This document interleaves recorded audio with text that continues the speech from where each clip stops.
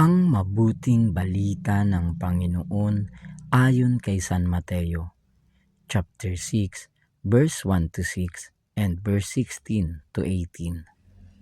Noong panahong iyon, sinabi ni Jesus sa kanyang mga alagad, "Pag-ingatan ninyo na huwag maging pakitang tao lamang ang paggawa ninyo ng mabuti.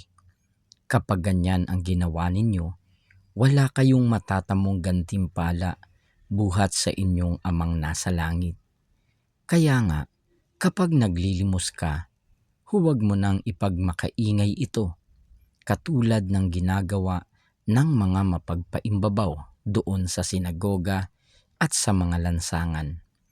Ginagawa nila ito upang purihin sila ng mga tao. Sinasabi ko sa inyo, tinanggap na nila ang kanilang gantimpala. Ngunit kung naglilimos ka, huwag mo nang ipaalam ito kahit sa iyong pinakamatalik na kaibigan, upang malihim ang iyong paglilimos. At gagantihin ka ng iyong amang nakakikita ng kabutihang ginagawa mo ng lihim.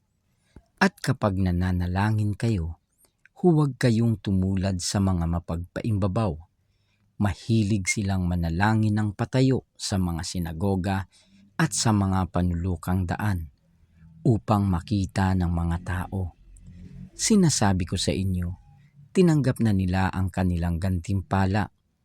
Ngunit kapag nananalangin ka, pumasok ka sa iyong silid at isara mo ang pinto. Saka ka manalangin sa iyong amang hindi mo nakikita, at gagantihin ka ng iyong amang nakakikita ng kabutihang ginagawa mo ng lihim. Kapag nag-aayuno kayo, huwag kayong magmukhang malungkot tulad ng mga mapagpaimbabaw.